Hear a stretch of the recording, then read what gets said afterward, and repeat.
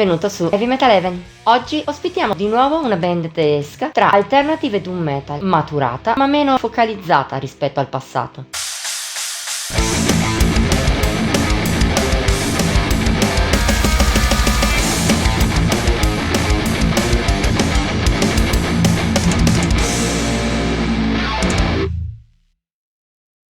Come suonerebbero gli Alice in Chains se si dessero al doom metal?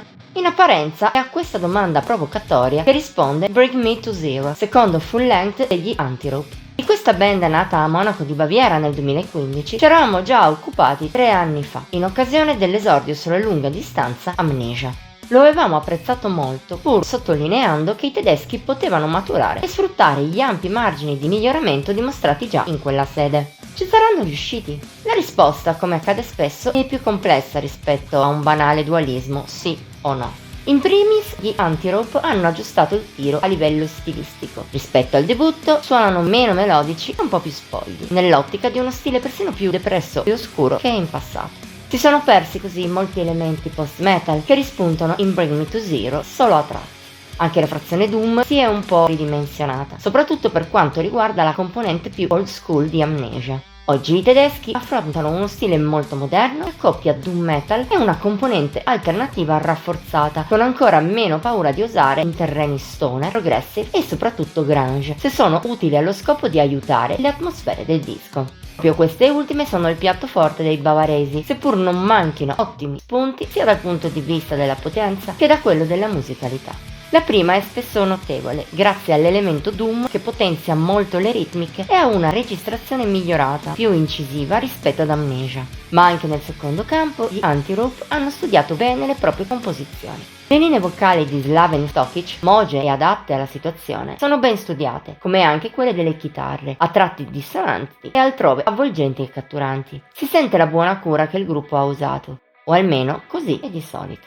C'è anche da dire che Bring Me to Zero non riesce a mantenere l'asticella alta per tutta la sua durata. In media è apprezzabile, ma ogni tanto gli Antirope cadono quasi nella banalità, colpa anche di una certa ripetitività lungo la scaletta. Se le canzoni migliori riescono a sfuggirle, altri brani rimangono un po' anonimi anche dopo decine di ascolti. In generale parliamo di un lavoro che vive di alti e bassi, colpa forse del fatto che la band ha impiegato molto meno tempo per comporre il disco, 3 anni contro i ben 8 di Amnesia. E così, se alcuni brani sono stati congegnati a dovere, altri magari dovevano essere lavorati un po' di più per essere messi meglio a fuoco.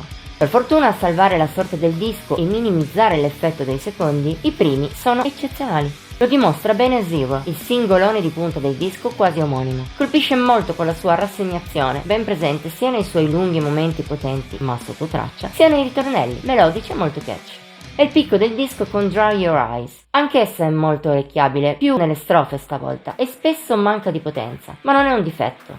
Tra la sua malinconia di origine grunge e qualche stacco più pesante, come il finale, riesce lo stesso a fare una gran figura. Tuttavia il bello di Bring Me to Zero non finisce qui. Per esempio da segnalare c'è Life is a Lie, con un riff di base molto psichedelico, scandito dalle chitarre e dal basso di Julie Fleischer. Crea un'oscurità bella triste, che poi raggiunge l'apice con le sue melodie nei ritornelli.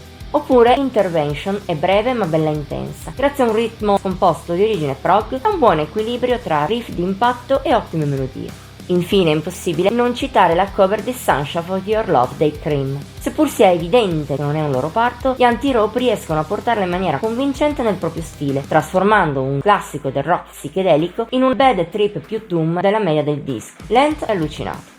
Come raccontato finora, il resto è meno bello, con pezzi buoni e altri che sono picchi in negativo. Forse sforbiciarli avrebbe dato una mano al disco, che in 11 tracce per 52 minuti sembra troppo lungo per la quantità di idee. Nonostante ciò, Bring Me to Zero non è da buttare, tutt'altro. Per chi ama l'alternative metal o le branche più moderne del doom, vale la pena di ascoltarlo, anche solo per i suoi brani migliori. E anche riguardo agli Antirope non possiamo certo parlare di delusione. Sono riusciti a confezionare musica valida, a tratti generica, ma mai davvero noiosa o fastidiosa. Tuttavia, visto quanto sentito in Amnesia, un gradino sopra questo comeback, nonostante la sua immaturità, ci possiamo solo augurare che i bavaresi possano farci sentire di più in futuro. Voto di Heavy Metal Heaven 81 sul massimo di 100. Per questa settimana e anche per questa stagione è tutto. Da oggi Heavy Metal Heaven va in pausa estiva. Comunque sia, se hai apprezzato il video, puoi mettere like, commentarlo e condividerlo. Puoi inoltre iscriverti al canale e attivare la campanella degli avvisi per non mancare neppure uno dei nostri contenuti. Infine vieni a trovarci su Facebook, Instagram e Pinterest. I link sono qui sotto. Ci rivediamo tra qualche settimana e buone ferie!